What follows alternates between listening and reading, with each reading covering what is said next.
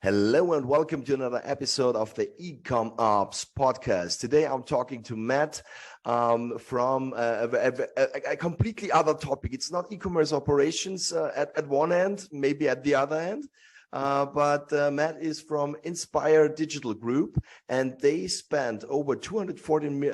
They generated over 214 million. Facebook ads revenue from 7 clients with 31 million in ad spend in 12 months. This is awesome. Welcome, Matt. Hello to the show. Thank you. It's good to be here. Yeah, thank you for having you. Matt, tell us a bit about yourself. I mean, there's one thing that I want to mention in the background. You also have football supplements as a logo. So for those people who watch this podcast on YouTube, you might see that logo. So we are talking also about that a bit. But let's talk about yourself. Tell us a bit about yourself. How did you come into e-commerce and marketing space? Okay, so I've been in business for the last 15 years. I've had 26 businesses in that time frame. Jesus. And, yeah. I was a bit neurotic, I guess. Yeah. Addicted entrepreneur, let's say. I don't think it was healthy, but nevertheless, I got to a stage where I had a lot of brands that I was doing via different distribution model, going to mass retailers, until one of the major retailers overnight went bust. They were $1 billion retailer, and I lost, $5-6 million overnight.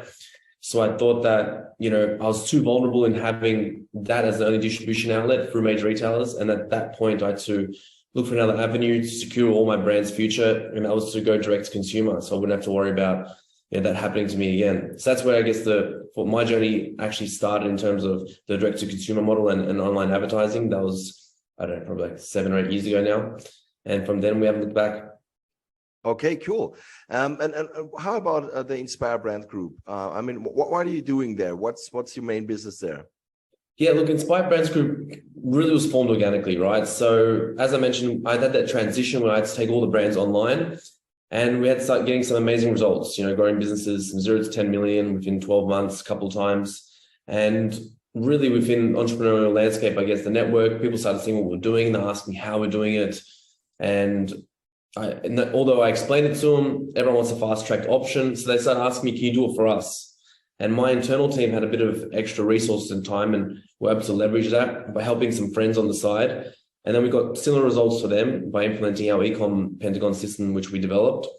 And that's how the agency was really born. And from that day, it's just been really referrals. We don't work with many clients. We're not like a sausage factory. We work with clients that are predominantly friends or people that I know, and we just get referred to. Latest success would have been taking the brand The Woody, David Fogarty, from 4 million to over $220 million in revenue a year. Awesome. That was a recent success. We work with 2 9-figure brands at the moment, which is our biggest clients, and then we work with aspiring other brands that are looking to get to those heights, I guess. Awesome. Sounds really very interesting. And in your opinion, Matt, what should every e-commerce business need to know about marketing campaigns? Yeah, look, the landscape now is harder than ever. So I think what they have to educate themselves in is on creative strategy. Creative strategy is everything. So for example, like football supplements at the moment, I'll give you an idea as to how we're approaching Facebook ads, because Facebook's stripping out interest targeting. So we have to allow our messaging to do the interest targeting essentially from a top level perspective. So we look at football supplements as a brand. We have 3 avatars. We have the recreational player on Sunday that's just like wants to perform better. We have the academy player. Then we have the people that are staying professionals. So they're kind of $3 to $4 we look at. So when we're creating messaging towards these 3 avatars, we also have to think about what awareness stage are they in terms of our product awareness. Are they most aware they're actually using the product or not? So it's about 4 different stages there. So we have to create messaging based on every avatar, every stage of awareness that they are in terms of the product. So now, creative wise, that leads us to create probably 100 different variations of ad copy every week, trying to understand the messaging, what's resonating, what stages of awareness to what avatar. So I think anyone today that's actually going down the Facebook path has to be that granular in terms of their messaging to try and work out what's going to work, which avatar, what stage of the funnel, and what stage of awareness. Okay, good. Sounds costly Yeah. because you need to do a lot of ad spend. Now, let's say you're a small company starting on Facebook ads. What is the bare minimum that you should invest into ads when you roll out a campaign so that it is really, or that it can become successful? Yeah, so if I was going to do anything today and I didn't have a big budget, I'd focus on one avatar and one channel, right? Mhm. And one stage of awareness, and just focus on nailing that first.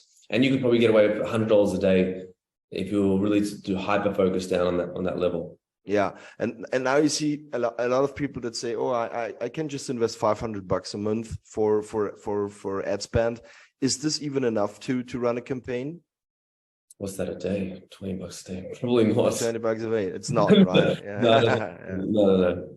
Yeah, I also believe that. Yeah. At that stage, you probably do a different strategy or different technique, and I'd be looking at where I can acquire online real estate via sweat equity, meaning that where can I go to, TikTok might be the best platform at the moment as a founder or as an owner of the company. How can I go create organic content to drive the sales to then allow me to amplify through ad spend? That's probably a better strategy. Yeah, I got it. I have the same opinion here. So that I think as well, $100 a day is the bare minimum to really try out the media buying on social media. But I'm very interested about your thoughts on that. So from your experience, the last 2 years, did the trends in paid advertisement change?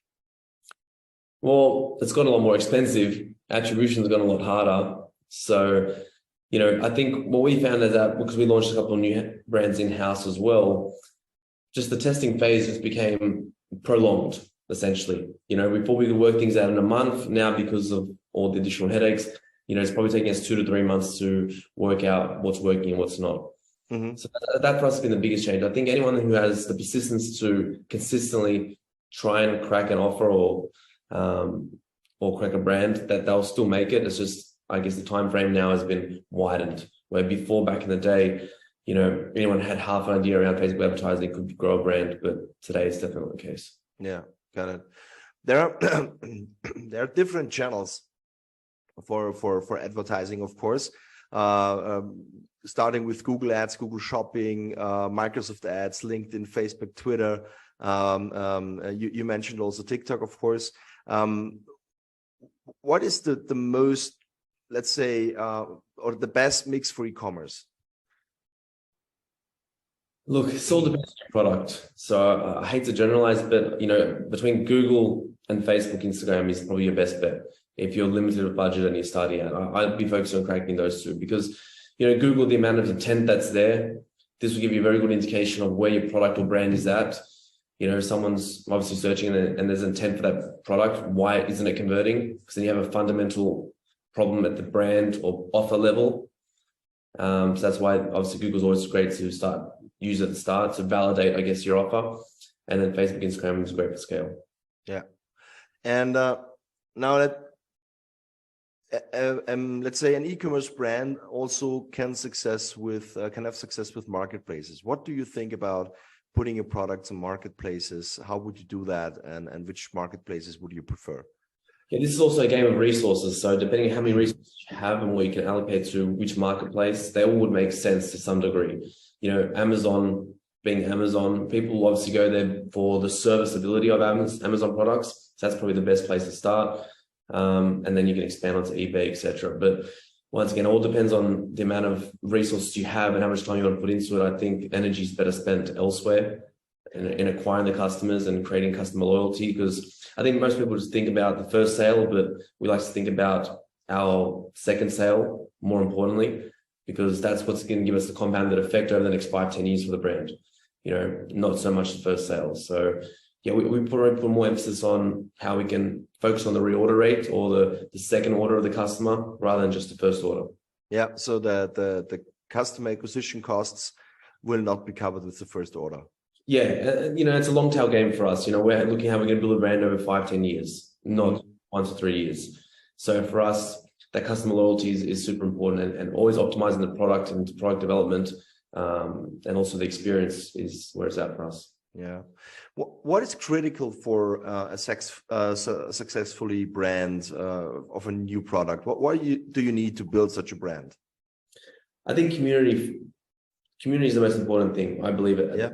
One at a time. Yeah. We're investing a lot in building the community. I think, reciprocity is very prominent today, and the more you invest in being able to give values to your customers, then they'll reward that back by staying with you and purchasing from you. Mm. Finding an angle or finding an industry where you're able to add, above and beyond value to the customer is critical. And how can you build this community? I mean, I heard that very often in the podcast. This is a common question that we ask a lot of e-commerce owners. Everyone has a bit of a different story, but how do you build a community? Through reciprocity, really. It's trying to find just a way to bring value to the customer over and above your product or service. You might be doing this through your podcast. At Football Subs, we're doing this through educating them on nutrition and giving them a lot of education around how they can optimize performance for nutrition. And then we hope that at the end, they potentially buy our supplements as the cherry on top. Mm-hmm. Skincare, we have a skincare brand, same thing. We're giving them skincare tips, how to nourish the skin via non-procedural patterns, without devices, without topical creams. There's other ways to obviously, make your skin look more youthful and vibrant and younger. So we're trying to educate them on those paths, and in the hope that, then once again, the cherry on top will be they purchase the products. Yeah, got it. You mentioned it already, the Football Subs. Tell us a bit more about that. What is that? How you run it, and yeah, what's all about? Yeah, Football Subs. So we launched probably 2 months ago. Essentially, it's a company that its mission is to improve the player's performance through nutrition and supplementation. We specialize in creating performance solutions just for football players. I guess, there's definitely always a value into hyper-focusing and niching down on a certain product mix. And that's what we've done. And yeah, we work with some of the biggest clubs of the world at the moment, Atletico Madrid, some big players like Ivan Rakitic. And we're trying to filter the message down of how important nutrition is and supplementation from the top down to the youth of today, because they don't have access to, nutritionists at their clubs or someone educating them on what to do and when to do it. So we hope that we could be that authority figure for the people that can't afford to use nutritionists or not at the top level yet and aspiring to get to the top level. Mm-hmm. And you're selling it online? Yeah. In a store? Mm-hmm. Yeah. What is your preferred e-commerce system for that? Shopify. Okay, why? Look, it's probably usability. Yeah. The fact that teams used it for so long, and we built systems and procedures around Shopify. We've hired teams that have been educated on Shopify, and now it's extremely hard to leave because all our SOPs, all our staff are so familiar with the platform that now for us to leave would have to be a huge reason as to why. Yeah, well, Shopify is very common, and a lot of people mention it as the preferred e-commerce system. So there might be a reason that it is the preferred e-commerce system. Usability is something that I hear very often. Stability. Is this important for you to be fast and stable in e-commerce? Yeah, you know what? This is probably something that's been overlooked and we take for granted. Because now when you mention it, I did remember back in the day we used to be on WooCommerce or Magento, and they always used to crash. There always used to be fuck ups, and then we moved to Shopify, that hasn't been the case. So you're definitely right, but that's probably a blind spot at the moment because we just haven't experienced it for so long. Yeah, I got it. Yeah, the self-hosted systems, it's always a pain in the ass if you don't have the team behind to really maintain that. Yeah. That's the risk. Yeah, that's the risk. What is a common mistake that e-commerce businesses make? Common mistake. I think they go too wide too early. Yeah. In terms of everything, from your products to your marketing channels, to also your area of focus. I think, narrowing down your focus is always exponential returns on that. And it's very easy to today, go about online, listen to podcasts and have information paralysis, and then saturate your mind with all these different things that you need to do. And then you start doing everything at a subpar level, which then ultimately I think doesn't reap the rewards as it should. So I think narrowing down the focus on all parts of your business, from developing one amazing product to finding one customer to doing one channel at the start, I think this is the most valuable thing you could do. Okay, got it. Yeah, that's a good aspect. Based on your experience, what role does automation play in marketing and business operations and business growth? Say it again, sorry. What role does automation play? Yeah, automation, synchronization. Yeah, well, a huge part for us. I think even from everything from the accounting procedural aspect right through to outreach and influencers, it's just allowed us to leverage, the lower end side of mundane tasks to leverage the person that we have employed in a role to utilize more so of their skill set, not to be wasted on mundane tasks. So I think for us, automation has allowed us to get the maximum potential out of all the people that work within our organizations rather than minimizing it. Yeah, got it. Last question for the day. Who taught you the most about e-commerce and inspired your entrepreneurship? Around e-commerce, I've had a lot of amazing mentors in the past. My first mentor in terms of Facebook was Jason Hornan. Yeah. I don't know if you've heard of him. He's one of the, I think, world's best Facebook marketers and copywriters. And we got a lot of expert opinions, and like Nick Shackelford also coached our team internally for a long period of time. James Van Eldwick, founder of Geek Out. So they're probably the three most inspirational people in terms of e-commerce that have helped us in our organization. Awesome. That's cool. Thank you so much. Matt, thanks for your time. It was really amazing to hear about your marketing strategies a bit and how you do the e-commerce business. Very, very interesting. I'm still a bit flashed about the number of companies you had in the past couple of years. So congratulations on that. Serial entrepreneur is I think too less to say that. Yeah. So thank you so much, and good luck with Football Subs and the marketing agency. That's great. Thanks for having me. Bye-bye. And that's it for this episode of the eCom Ops Podcast. If you enjoyed listening and would like us to find and interview more e-commerce operations experts, please search for eCom Ops Podcast in your favorite podcast listening app, and then subscribe, rate, and review. Until next time.